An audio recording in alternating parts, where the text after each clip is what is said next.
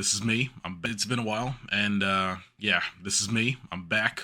I've got the Burger King SpongeBob crown from the Burger King SpongeBob meal. I also got the one of these, yeah, with the Flying Dutchman. Arg, are you ready? SpongeBob as fuck. I'm working with the webcam right now, so yeah, all that stuff. So anyways, yeah, I got the meal. Might be watching the movie, maybe. I don't know yet. But I know I haven't been making videos for a while, and that's perfectly fine. Oh, and I also got the well, I had this for a while, but why the fuck not? Okay, anyways.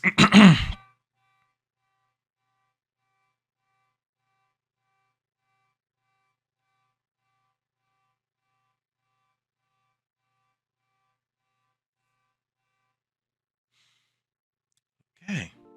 Okay.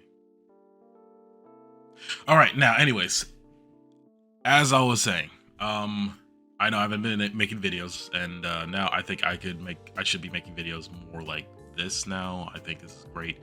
I'm gonna start using the webcam more often to make sure that I could actually get some stuff done, and we'll just go from there. I will be before I started making videos like once a month type of a deal, and I just go from there. But I think this would be the best option. So, yeah. Today we're just gonna be talking about voice actors from Cartoon Network and Adult Swim alike, how they were hired, who were they voice acting for, and just basically how it was so controversial to the Cartoon Network and Adult Swim scenery. So, without any further ado, let's get into it. Obviously, you knew this was coming. This was most recent. Justin Roiland, who was acquitted of his crimes for essaying his significant other back in 2023, he was let go by Adult Swim. If you don't know who Justin Roiland is, he's basically the co-creator, the writer, the guy who made Rick and Morty with Dan Harmon. Of course, I'm a fan of the show. So, yeah. So he was blamed for what he did to his wife or girlfriend, for the matter, and also he was known to be very sexual around his staff workers as well. So basically he was a weirdo, he was a creep. And not only that he did that during work hours, he also did it when he was probably off work or probably during work. He was talking to minors on X and Twitter. There are a bunch of evidences out there, so if you want to go do your research and look it up, it's pretty disgusting. He started talking to all these young women and talking about how if they came of age he would probably date them or whatever bullshit. So yeah, he was representing Adult Swim as a whole, and Cartoon Network is Adult Swim together. So doing that and knowing that he has like a huge plethora of a demographic of young teenagers, young adults to fully adults, which would be fine if he was going for the adults, but he was just going for the youngins. So yeah, that guy, it was a whole creep. And the fact that he was doing all this behind the scenes, I mean, if I was the executive, like the chairman of Adult Swim, I would have let him go from there. Like, you just don't deserve to work for our company if this is how you're going to represent us, being a EDP 445. Like, this is weird. So yeah, he was pretty freaking weird the entire time he was working with the staff. This was all the way from the beginning, and unfortunately, even though he helped make Adult Swim a bit more money than they already have been making money, he wasn't going to be part of the group anymore. So that was Justin Roiland. And up next we got Maxwell Atoms. He's basically a screenwriter and an animator and a voice actor for multiple characters throughout Grim Adventures of Billy and Mandy, the Evil Con Carne, the Underfist, and just many various things, but mainly the Grim Adventures of Billy and Mandy. What happened to this guy was pretty much short. There were just creative differences, but he was basically the guy who had everything running. Like, he had the writing. He basically had the writing opportunity to work with the guys with Kid Next Door as well. So he put that into to existence. There was like a huge special of Kid Next Door and the Grim Adventures of Billy and Mandy put into one special. Thanks. Anyways, yeah, so it was that one special that he was working behind as well, and he brought that up to light, and as well as in the future, it was the Hell of a Boss and the Has Been Hotel he started working with as well, and from there, that's where his career lies in. He also worked with Fish Hooks as well, but besides that, I mean, yeah, I mean, he's all over the place. He worked on both networks, Nickelodeon and Cartoon Network. And as far as I'm concerned, there were just alleged rumors about him not like ruining the brand of Cartoon Network when he first worked with the Grim Adventures of Billy and Mandy. How much popularity the show was getting and how they just didn't like it. I mean, this is just basically how an executive hates the employee for doing their job, which is just being creative. I mean, like, imagine being hated for doing your job. That's wild. That's crazy. Yeah, so as far as we're concerned, he only works for the Has Been Hotel crew. Maybe he might be working in some projects here and there, but as far as I'm concerned, he's been everywhere in the industry. And yeah, we can't thank him enough for that. I mean, he was a storyboard producer as well, as far as I'm concerned. But besides that, yeah, he was fired and let go of from Cartoon Network for that reason. Besides that, he hasn't been working on anything crazy. He's been under the radar instead of just working on big projects such as the Grim Adventures of Billy and Mandy. So without any information, that was Maxwell Atoms. We got Skyler Paige. Now, Skyler Paige is the voice actor of Clarence, and he's also the creator of Clarence. We have a Justin Roiland situation where this guy was being sexually inappropriate with his coworkers, and from there, he basically had to be let go of during 2014. Now, if I had to put my opinion and my 2 cents into Clarence as a series, this show sucks dick. I'm sorry. This show just was so annoying. I did not like Clarence at all.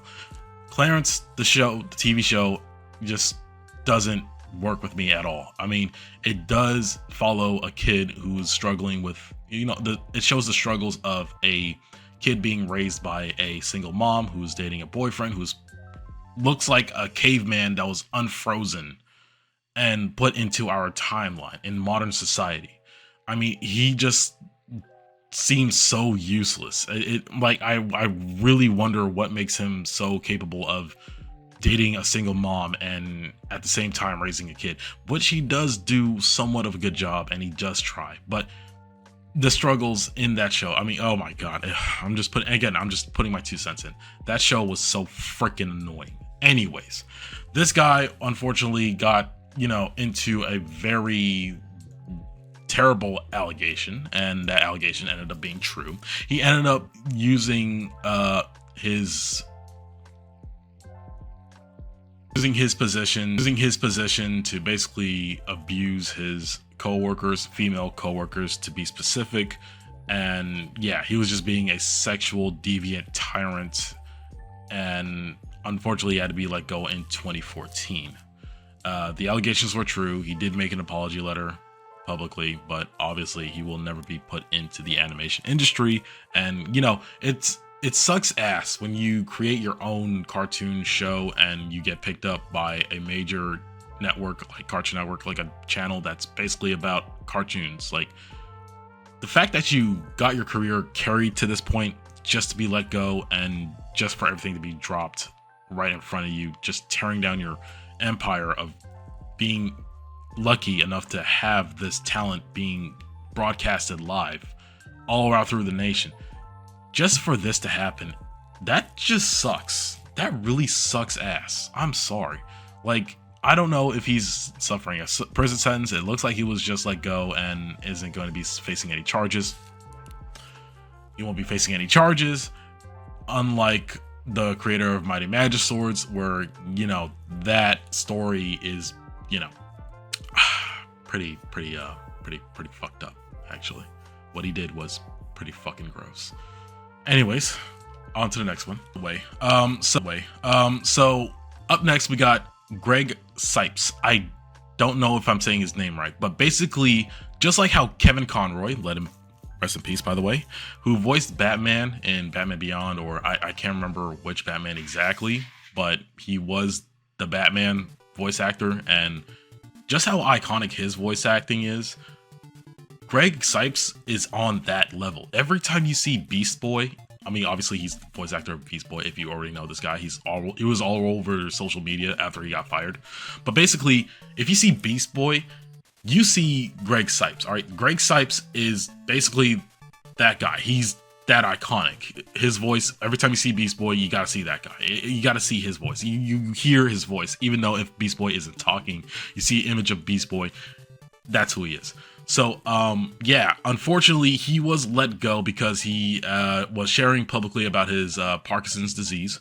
And, you know, it was basically discrimination, if anything. That's what people are calling it. And that's what I'm guessing he's calling it as well. And that he had some performance issues as well while announcing about Parkinson's. Maybe Parkinson's had something to do with how he can't be able to voice anymore. All this is alleged, by the way. And so, unfortunately, they came to an agreement, Cartoon Network, as executive producers. I guess they just say, hey, you know what? We're going to pull the plug on you, and we're not going to, you know, have you voice act for Beast Boy anymore. Which is pretty sad because ever since the first Teen Titans episode, not Teen Titans Go, even though, like, he continued to work in Teen Titans Go, like, basically all the voice actors, the whole cast is in Teen Titans Go as well. He's just been Beast Boy. Like, his voice acting is just that good, and it's really that iconic. It's like Seth MacFarlane with Peter Griffin, Brian. It's just that iconic. You just can't match up without Beast Boy, like him without Beast Boy. It's just impossible. I don't know who they're gonna hire, but they have done this before. I mean, they got rid of Justin Roiland, and the next thing you know, they made like 3 seasons of Rick and Morty back to back. So I don't know how, but yeah, unfortunately, this was pretty much unfair and really controversial if you think about it too. So yeah. We got unknown Henson, other known as Stuart D. Baker. Yeah. Anyways, he was known as the voice actor of early Skyler from Squidbillies. And if you guys don't know what the show Squidbillies is, it's basically a show on Adult Swim that features a bunch of Appalachian squids who live out in Alabama. It follows early Skyler, Rusty, his son, Granny, his mother. I thought that was his grandmother for a very long time, but turns out to be his mom. And Lil, his sister. And they all live in a butt-fuck out of nowhere zone of Alabama. Yeah, and they get into a lot of weird shit. I mean, it's an Adult Swim show, so if you could imagine a bunch of crazy shit happening to just a family of 5, that's basically it. There are other characters like Sharif or Sheriff. I mean, his name is Sharif, so you know the naming of this character is just so simplistic, right? So clever. And there's Dan Halen, who's basically almost the antagonist of he's the antagonist of almost every single episode. Now, back to Unknown Henson. Unknown Henson is known as American songwriter. He was a singer. I mean, he still is now, but unfortunately, due to the fact that he was posting all these racist jokes. Well, I don't think it was the racist jokes. He was just making all these opinions and statements on Twitter, of all places. He ended up getting fired by Adult Swim, obviously, and that was up until 2019. He was working with the show since 2005 during Adult Swim's early years where they were just getting new shows, and Aqua Teen Hunger Force was there as well. And, you know, he was like, they were getting really popular. But unfortunately, during the final season of Squidbillies, he ended up being replaced by Tracy Morgan for the final episode of Squidbillies. And from there, that was it. I mean, dude was just completely racist on X. I would have never known this if he didn't post all this with his true colors. Like, he showed off his true colors to his fans and the people who find him a very iconic, legendary voice actor. I mean, this guy, I mean, if you ever heard his voice, I mean, I could play a clip right now. Sweet, you fine, delicious. Oh, hey, excuse me, you reckon you could, give me permission to date your pumpkin? Get off my porch. Get out of your house!